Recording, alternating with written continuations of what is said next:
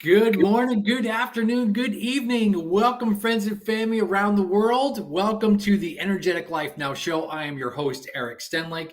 It is such an honor and privilege to have you here, whether this is your first time or you're catching replay. So glad to have you guys here. Today's show is being brought to us all on the Spanglish World and H.E.R networks on Zingo TV, channel 250 and 251. If you haven't had time to download the app yet, please go ahead and do so. It is free, and you can download it to your respective iOS and Android devices. Zingo TV is also on Google Chromecast, Amazon Fire, Fire TV sticks, Roku, and Roku sticks, and of course on all smart TVs, 2016 and forward. Well, friends and family, here we are again for another fabulous show. And let's welcome back to the show the amazing, the magnificent, the incredible Laura Ollinger. Woo! Great to have you back, Laura. And for those of you that recognize her or are seeing her for the first time, you can find Laura doing her amazing work on positively healthy coaching and positively healthy mom Facebook page and TV show as well. So Laura, it's great to have you back. Love having you here. What's shaking and baking in your woods today? Well, thanks, Eric. It's great to be here. Yeah, I'm excited to have our conversation today. And in my neck of the woods, what we're dealing with right now is the exciting football season in our local community. We've got our homecoming parade today, which I'll go see my daughter in on her float with her track team. And then we've got the football game Friday. So we're all in on, football here in Texas right now. Oh, there you go. It is that time of year. I think it was about a week ago or so. We had it here in California and homecoming, and we have a park down the street. So that's like the go-to place for pictures because it's up on the bluffs over the water. And so great picturesque place for all the kids to take their pictures. So wherever you are around the world, if you're in on the homecoming, football and parades and floats and all kinds of good fun, we're right there with you. It's that fun time of year. Mm-hmm. So listen, friends and family, today having Laura here, we really wanted to bring some thoughts and ideas around what we do as teen and parent and family coaches. And really dive into a really, really fun place of looking at and beginning to unpack how you're doing as a family. What are the things that are working? What are the things that you're having struggles and challenges with? And if you saw on the social media when we were posting about the show, I said that we were going to be really looking at a couple of key areas here: dependency, entitlement, and engagement. And as we're looking at these places, of course, when people come to Laura and I and they're like, hey, we really could use some support as a family, right? The number one thing Laura and I really lead off with here is, what do they want, right?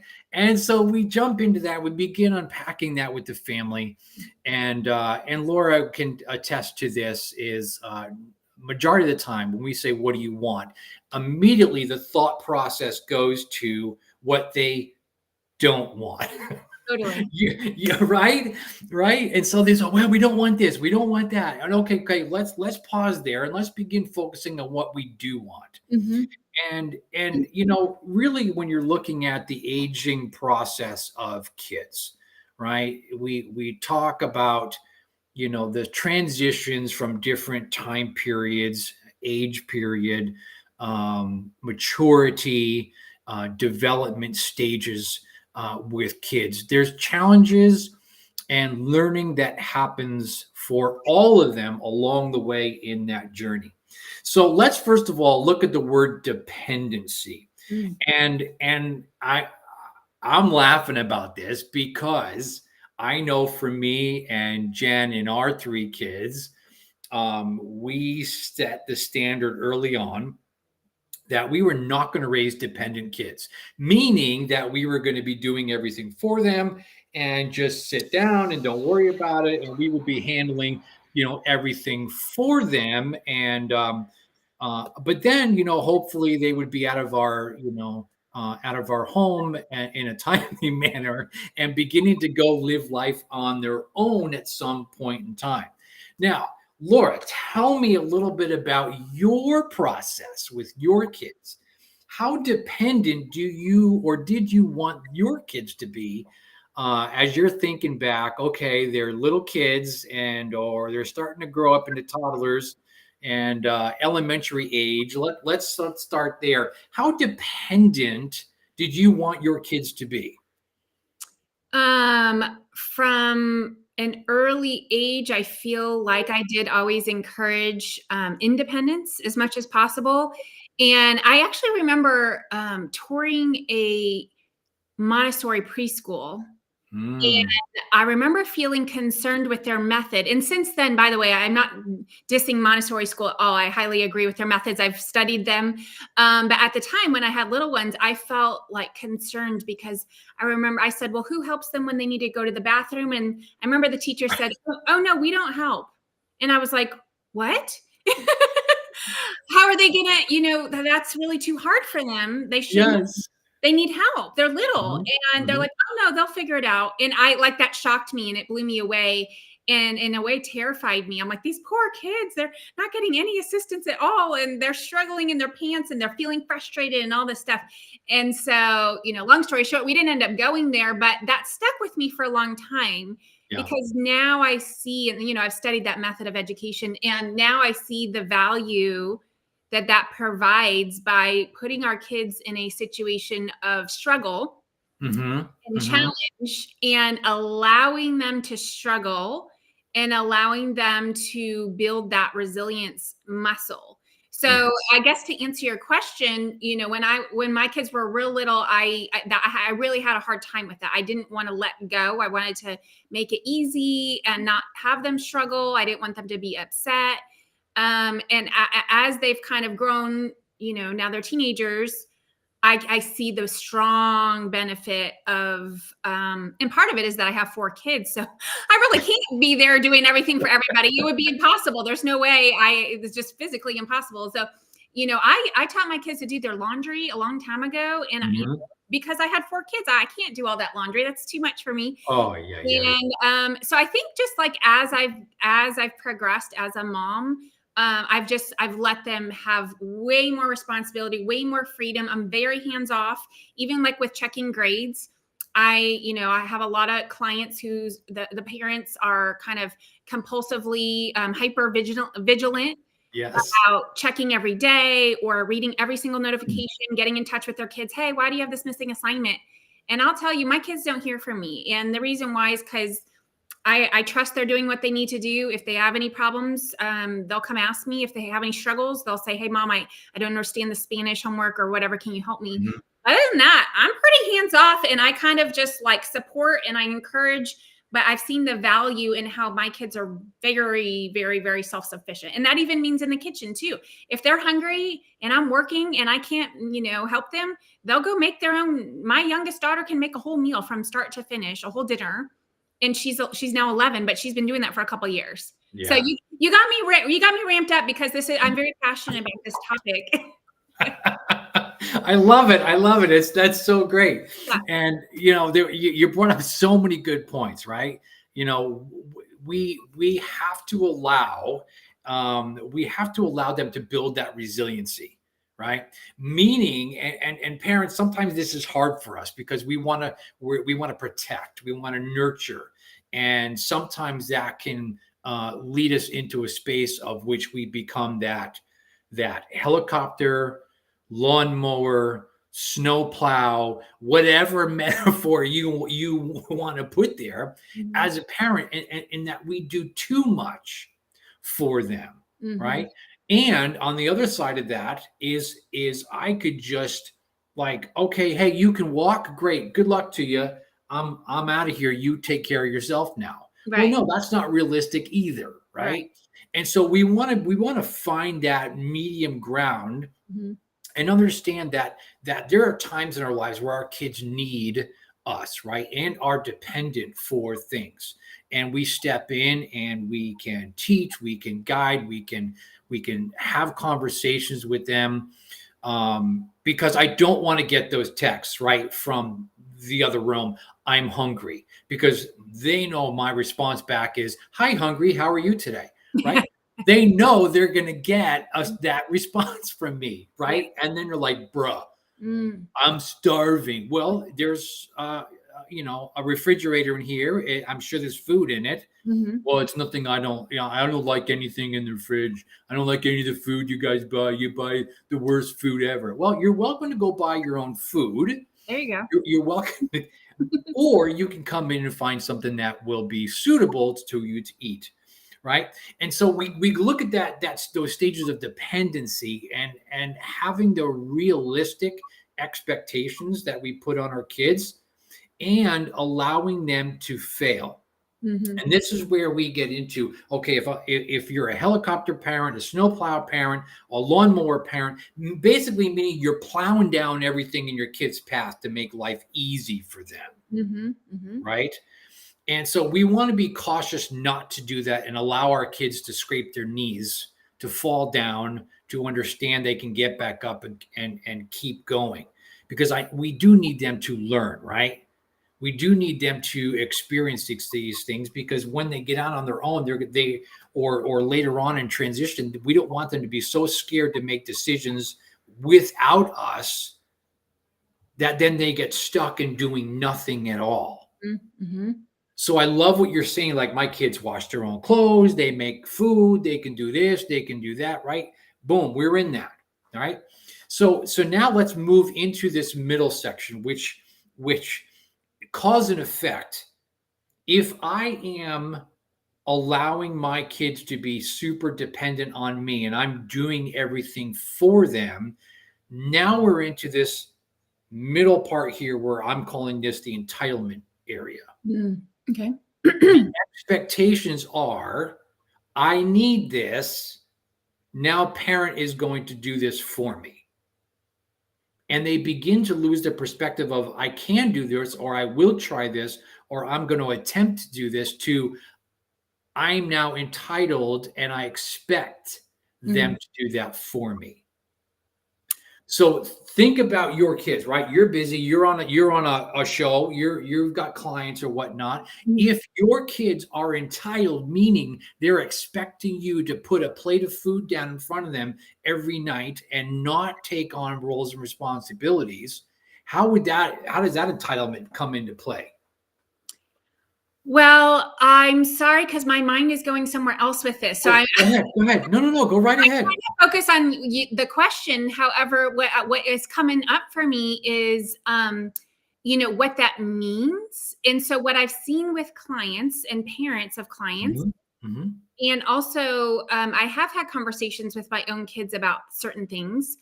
And a lot of times what is hard is when a kid is very dependent on their parents, and that continues through their adolescent years. And so then when the parent is ready to take away some of that and try to encourage more independence, it backfires, because what they don't realize is that suddenly it feels like a loss of love.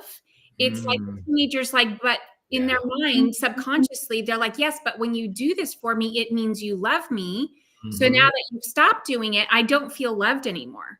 And so I think that that's something that's kind of important to bring to the surface, because you can really create more challenges by trying to create this independence. It can actually kind of cause. So what I would do, and again, I'm sorry, I'm not really answering your question, but I'm veering off on my own here, is, to have a conversation with your teenager, whoever we're talking about here. I know I had one recently with my boys, because of my busy schedule in the morning. I have a lot of different driving. I do 4 kids, 3 schools, but both boys, even though both boys are at the same school, they're on different sports schedules. So I'm busy in the morning. And so I have my little routine of breakfast, who I'm making what for and how it's done. And I talked to them recently, because there's a few times where I can't do that. And they're like, but mom, one of them said, but mom, you didn't make us breakfast. And I was like, yes, but you're perfectly capable of making your own breakfast. I've seen you do it many Yeah. times. Yeah. So I'm really curious, what does that mean for you when I make your breakfast? Mm-hmm. Of course, he wasn't immediately able to articulate, I feel loved when you make my breakfast, or even the fact that I'm just a sleepy, exhausted teenager who's been up late doing homework. And so when you make my breakfast, it makes my morning easier. Yeah. No matter what the meaning of it for him was, bringing that to the surface instead of me just like barking back orders, well, make your own breakfast, or me saying, or me caving in the opposite direction and saying, oh, honey, of course I'll make your breakfast all the time. I'll have it sitting out for you and it'll be toasty warm in the oven. And when you wake up, right, we're not over parenting, we're not under parenting, we're finding that neutral ground. And of course, I know he's capable of doing it, but to like find out what it meant to him. And then for me to then express what it means to me, for him to be able to, right? It's all about having that conversation. And a lot of people just don't think to do that. And so that's why, again, like I said, it can backfire when kids who have been extremely dependent start, facing the harsh truth of, oh, they actually have to, do things for themselves. And then it really puts a strain on the relationship. Mm-hmm. Oh man, that was absolute gold. Thank you so much for going that direction. That was spot on. I loved everything that you said there. That was really fantastic. I think what you were saying right there at the end, where love shows up is me saying, I understand and I hear and value what me doing this for you means to you.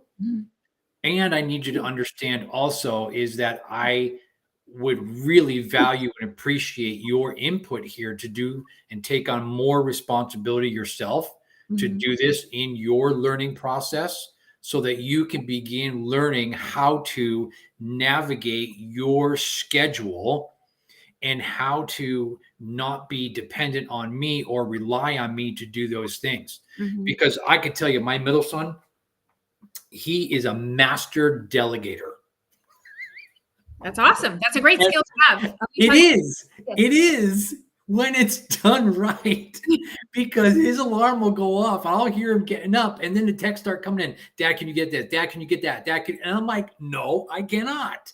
Like, I'm busy doing stuff too, bro. Like, I got things going on already, and so we had those conversations about differences between delegating and not taking responsibility to do and not taking on that, right? And so then he will he'll rely on me, and then that becomes that sense of entitlement of, if I get up and do this, my dad's going to do this for me, right? And then those expectations come in to that. So I heard a really interesting thing today that I thought fit into this really, really well, is when we're setting expectations in the family around chores or roles and responsibilities and things like that. More often than not, we attach a consequence to a chore. If this doesn't get done, then you lose privileges or you lose the ability to do. And you know what? I've heard this a couple of times recently, and which I've really kind of gone and done some reflection on. Like, did that really work for my kids in the past? Like, okay, we had the chore chart, right, in the kitchen. We had little magnets that they could move around, and we wrote it on, and they thought it was really cool when they were 3 and 5, and doing that whole bit. And in the reflection pieces, did that really work? Did they understand the why it was important for them to engage in helping out around the family? And I often wonder what would be different if we hadn't put an attached consequence to that. Oh, I see. And if we had just said, hey, we really could use your help. Can you guys take care of cleaning up? We called it the toy room, right? Clean the toy room. And in the backyard, at the end of the day, you got to put your bikes away and your skateboards and yada yada, and make it nice, right? Would that have had a different outcome on that if we had not said, okay, you didn't do your chores, so you can't have technology, you can't have TV time, you can't have that, treat or something of that nature? What in your experience of working with families and even your own, or even in your own kids, has that ever come up when you're working with parents, or thinking about yourself in terms of that? Because that's really been kind of sitting with me lately. Like, did we do the right thing? Right? Hindsight's always 2020, but this is a little clouded for me. Like, did we do the right thing with the consequence piece of it? Well, I'm a believer that there's no one size fits all. So what worked or didn't work for one family isn't necessarily the truth for another family. I don't necessarily like to make blanket rules, because the problem is we're not seeing the whole picture. So for example, like I said, my kids do their own laundry, and so therefore I don't have a specific dishes requirement for them. Whereas other families might say, oh no, we have a schedule and this dishes is right. Like, so it's different because I need, right? Like, it's just, our needs are different. So that's that. But as far as like what you're saying is a positive reward or a negative consequence, generally, I think speaking, they say that the positive reward is more intrinsically motivating. I think that there are some, scientific studies proving that as far as just human behavior. But again, I would say it kind of depends on even the individual kid within a family. Like, one kid's personality might be more driven by reward, and another kid's personality might be driven more by the fear of the consequence. So, that I'm laughing because you just described two of my three kids. Absolutely. Totally. Like, one would be like, yeah, sure, I'll go do it. The other one would be like, nah, I don't think I'm gonna do that. I think I'm just gonna sit here, and then I'll try to bribe my brother to do this for me. Yeah. Right. And and I love what you were saying about the intrinsic motivation, right? I think this comes from that internal representation within a family, of their contribution and efforts to really make an impact, whether they understand it at an early age or not. Right. And so I'm going to switch us a little bit and transition into kind of in the teenage years, because this is a story that I tell all the time when I'm doing live workshops with adults, that people look at me like I got three heads. So you're gonna crack up. We got to that place as the kids were kind of in that late elementary, middle school area, right? Kids were supposed to unload the dishwashers. Kids were going to reload, yada yada. They understood that both mom and I were working, and yada, everything was all a part of helping out. And the day that we realized that there was a full sink of dishes, the dishwasher was dirty, hadn't even been run. So now we got two loads ready to rock, right? And then we're looking at like, well, we don't have enough clean silverware. We don't have plates, things, for dinner. What are we going to do? And so, Jen and I looked at this learning process of, they've got to understand and feel a little sting from this. But we didn't want to make this, a consequence in a negative. We wanted to switch that paradigm, if you will, and make it a learning process of, yet it was going to be a little bit of fun thrown in there as well. So we got a big roast. Boom, got this roast cooking in the crock pot. The whole house is smelling delicious. This meat's cooking all day. The kids are super excited. They're texting from the other room instead of walking in to say the house smells so great. We can't wait. Are we having mashed potatoes? Can we have broccoli? Yada. And Jen and I are getting all ready, right? So what we do then is we take this roast and we just dump it in the middle of the kitchen table. meat juice going all over the place, right? Mm-hmm. Take the potatoes, scooping them out on the table, Mm-hmm. making a little mashed potato volcanoes, Yes. dumping the gravy in, right? We got the broccoli there, right? This kid's got a spoon, that kid's got a plastic fork, that person's got a knife.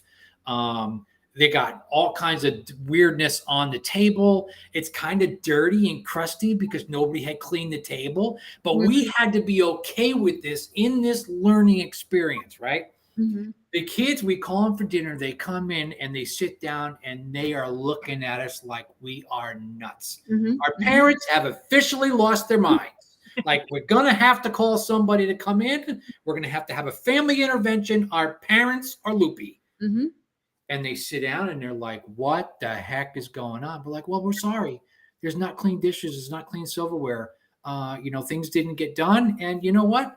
Hey, there's some places in the world where silverware maybe isn't used and people eat with their fingers, or, what did they do before silverware? I think we can do this too. Mm-hmm. So grabbing meat, slopping it around in the gravy and the meat. And they're like, oh my gosh, my parents, what are we going to do with these people? And so we turned that a whole experience into a learning of which then they understood why it's so important for them to agree upon doing these things that are going to help and support the family. Right. Because they don't want to sit down to that ever again. No. And they never have.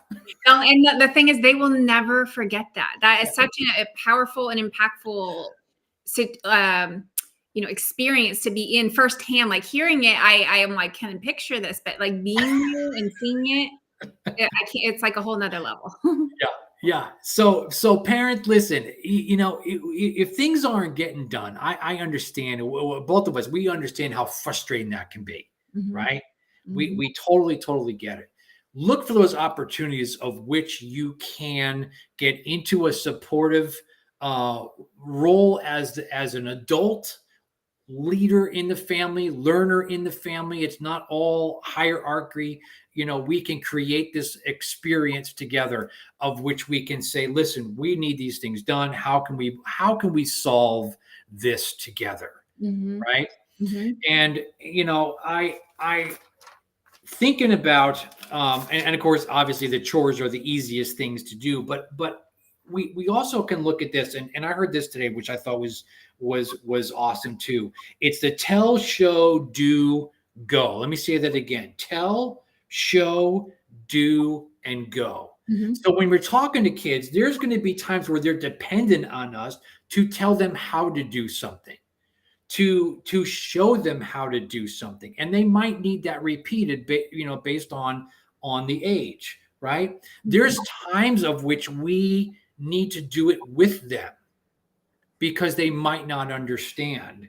And then there's that time of which we say, now go and do this. You don't need my help anymore. Think through the process, think through the steps of which need to happen. And so this is the third part of this where we're going to be talking about the engagement. So now we're transitioning from dependency to entitlement into engagement.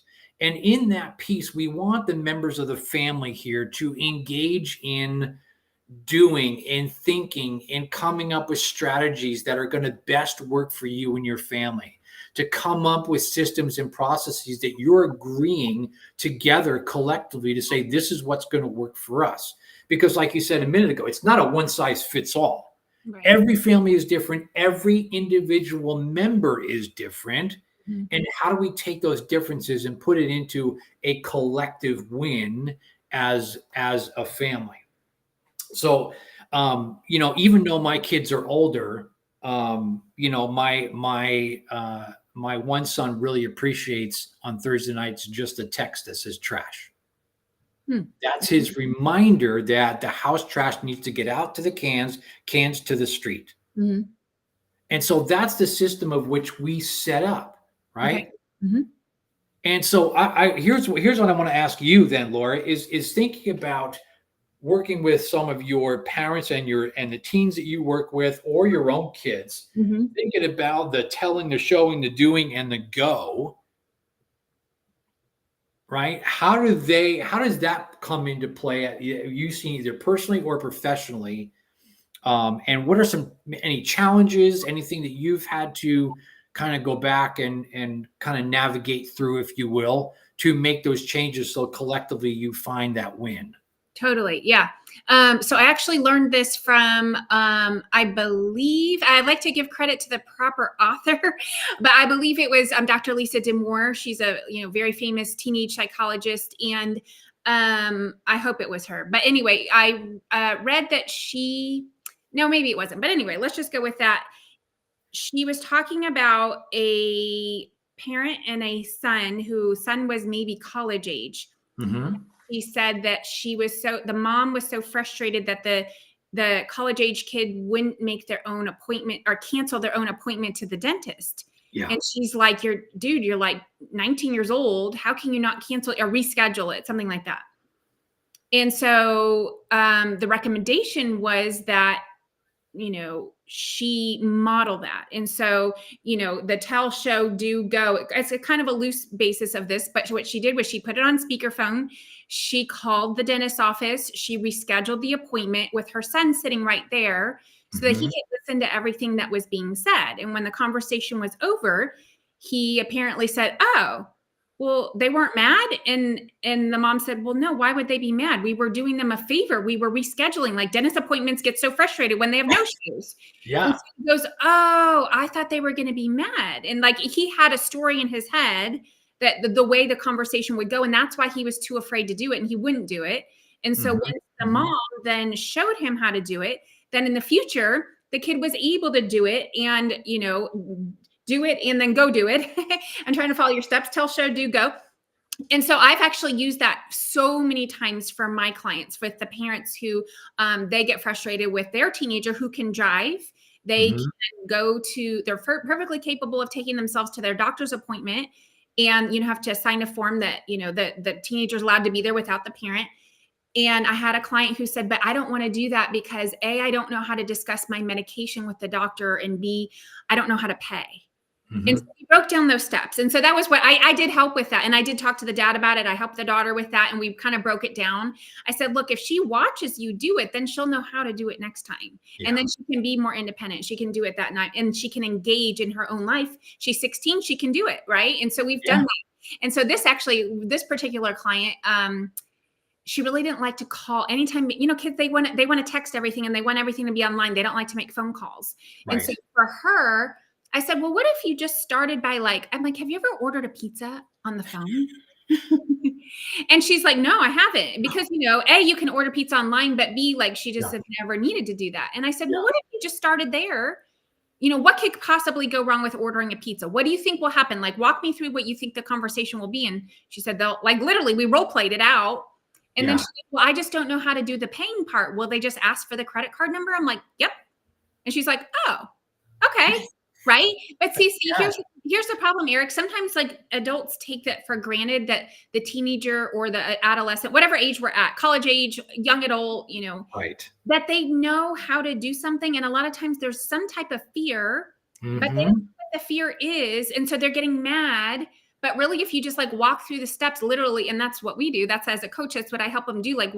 Walk through the steps and figure out what the snag is. And in her situation, she's like, "Well, I just don't know how to pay."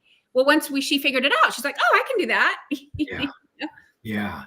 That's fantastic. Yeah. I love that, especially with the pizza, right? To us, it's a no brainer. Adults, canceling an appointment, it's a no brainer. It's easy. Why? Because we've done it how many times? Right. And so we got to put ourselves in the shoes of the kids and to understand where, like you said, where the hangups, where's the fear? What are you worried about? What's the concern? Yeah. And then, well, I don't know the process. Okay, great. And then we can, here's how I would do it. Right. And I know with my kids, I ask them, I could tell you how to do it. I could show you how to do it. I can do it with you. If we're going through this, or do you want to just go and do it on your own and see how it goes? And so I give them that option to decide for themselves what they need, right? Because I could tell them how to do it from my perspective, but what is it that they need to do from their perspective? Mm-hmm. Like you said, maybe I'm okay with this and this and this, but I don't know how to pay for that pizza. Right. Right? I could do this, but I don't know how to do that. So let's figure out how we can, really, assassinate the complexity. Let's make it easy Mm-hmm. because it's not that hard. What's hard is the fear of the unknown. Once you're done with this, you're gonna be like, oh, that's easy. I can do that again now. Right. And that becomes that resilience that we begin to build. It's always scary the first time. Even for adults, it's scary the first time we go through and do things we haven't done before, probably. Well, exactly. If you don't know what to expect, think of everybody probably has a situation recently where they were doing something they didn't know at all what to expect. And you kind of, as adults, we've had enough of these experiences that most of the time we still kind of can just function and go with it and be like, oh, I'm sure it'll be fine. It'll be just like my last doctor's appointment that was kind of similar, but it was different, like they can find the method of learning where they can find something that it correlates to in their mind. But, just like how like a little kid walking down the street who sees a dog for the first time, well, not a dog for the first time, but they see a dog and it's like a big dog. In the past, they've only seen little dogs. Well, their minds, that's how they learn, is because they're like, oh, it has a tail, it has ears, it has this, it barks, or blah, blah, blah, right? They find the similarities. And so that's what we as adults can do easily because we've had so many experiences. But these younger ones, they haven't had all these life experiences. And so that's where I do find there's like a lot of conflict with parents getting so mad. And it's like, but because they're just frustrated and they don't understand why the kid can't do what it is they want him to do. But it's like you're saying, we have to break it apart. Yeah. That is really, really fantastic. Giving the kids the option and the voice to share their concerns, their experience, non-experience. That will play really, really big, parents. For you and your families. Because once I understand their position, once you understand where they're coming from, then there's no reason for me to get angry because they're not doing it. Because I'm coming from my perspective. Like, why don't you just do this? It's super easy. Just do it. Why? Because it's easy for me. And I'm not keeping their perspective in alignment with the task at hand.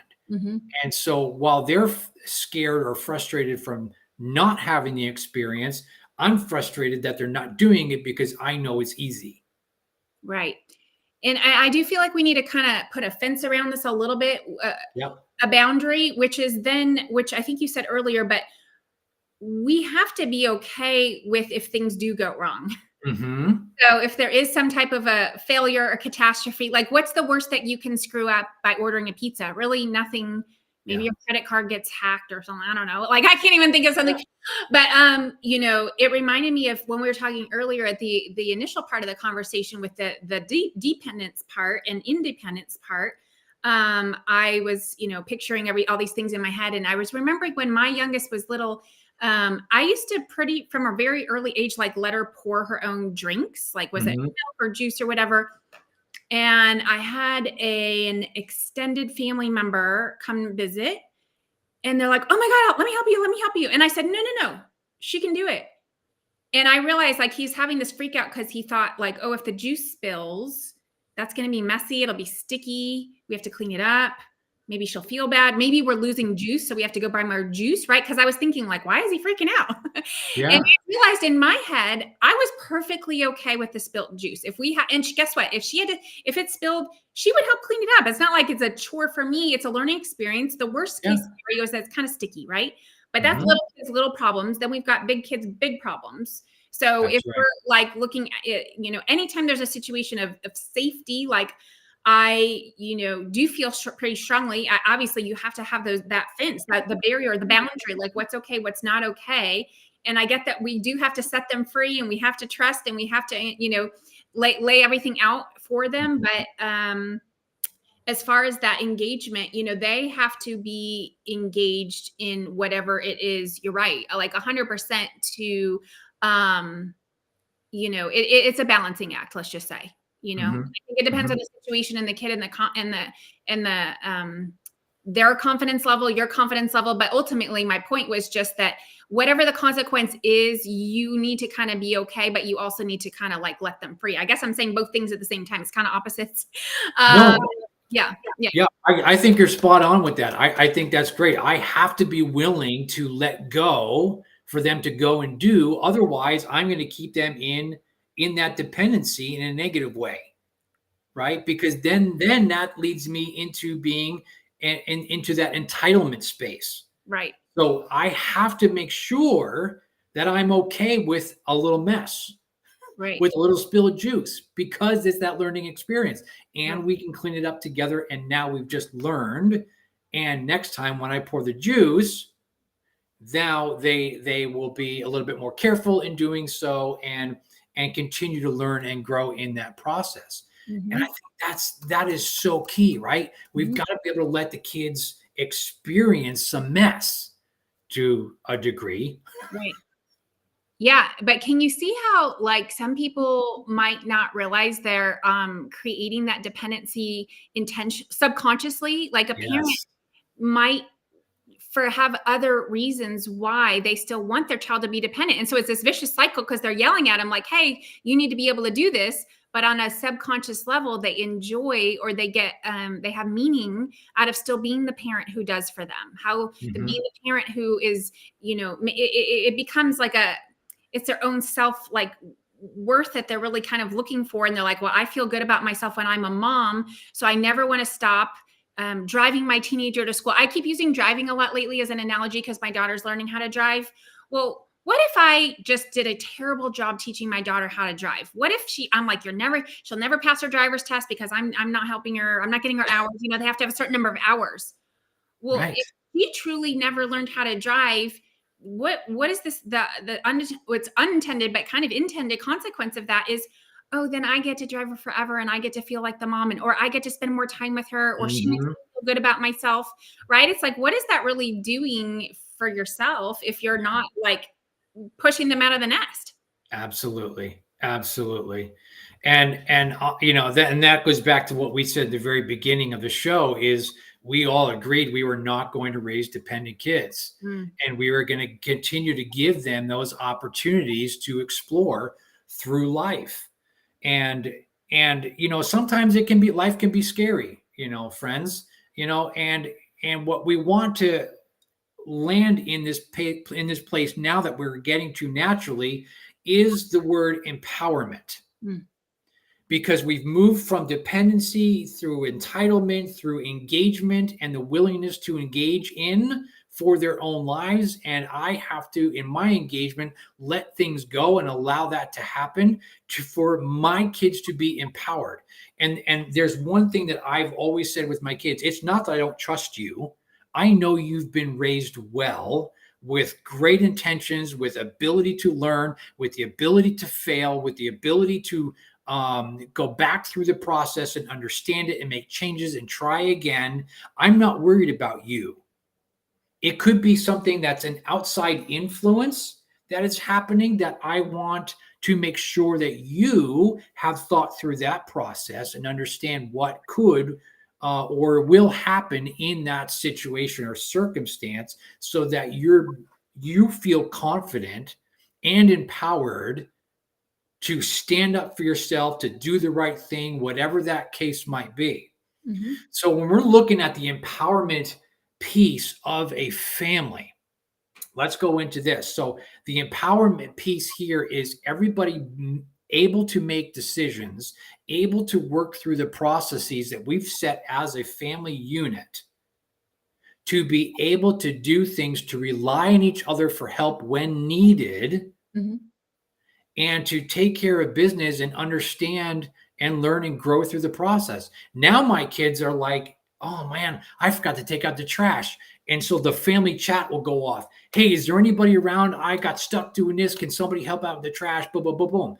That's a whole different scenario from the dependency on someone else and something else, to, hey, I need some support here. And that empowerment piece then comes into play, like, yep, I can step in and do that. Or sure, I got your back. And then in return, if I ever need something, I know that you'll be there for me because I'm helping you. And we've got this push-pull of win-win going on within the family, that everyone is contributing in a way that we're going to get great results over and over again. Mm-hmm. And we're there in that support process. Yeah. Yeah. I think the thing that came up for me as you were talking about that is I sometimes see people who are wanting so badly to create kids who are so independent that it's almost like to the level of harsh. And Yeah. it's almost to the level of they're forgetting that their kid is a human, Mm-hmm. and that humans make mistakes. Yeah. And it's almost like so extreme. They always say, oh, don't rescue your kid. If they go to school and they forgot their lunch, just let them be hungry, let them have the natural consequence. And I get that if your child leaves their lunch home, 4 out of 5 days a week, then maybe they need to learn that lesson. Maybe they do need to go hungry one day. Right. Well, let me tell you, I'll give an example of one of my own kids. My oldest is extremely responsible. She has a job. She's on the track team. She makes basically straight A's. And one day recently, she forgot something for track practice, like something she needed, like a specific shirt or whatever it was. I forgot. And you know what? She's never done that before. She's almost 16 years old. So you know what? Her school's right 10 minutes away. I'm like, sure, honey, I'll drop it off. No problem. Right. There are some parents who won't do that because they think, well, you need to learn and you need to learn your lesson. I'm going to let you get in trouble for that. You know what? She's a kid. She's human. She's exhausted. She's doing so well. She's achieving academically. She's achieving in every area of her life. And guess what? You know why I feel real pretty strongly about that being a good choice? Because I forget stuff sometimes. And do I wish somebody could rescue me sometimes? Yes. Oh. Right? If ever anybody could do me a favor every once in a while, that would be phenomenal. You know why? We're human and we mess up and we make mistakes. So I think what you're saying is like empower. Yes, we empower all we want. And if you do need some backup every once in a while, that's okay. Absolutely. So well said. And I appreciate that. There has to be some realism or realistic expectations because we're human. We're going to mess up. We're going to forget things. Like you said, we do it all the time. But how can we then go into the people that we can rely on, which is our family? And as you were talking, I was thinking of a young girl. I was doing a teen camp in Ohio a couple summers ago, and here she is as a sophomore in high school. And her mom just kicked her out and said, good luck, you're on your own.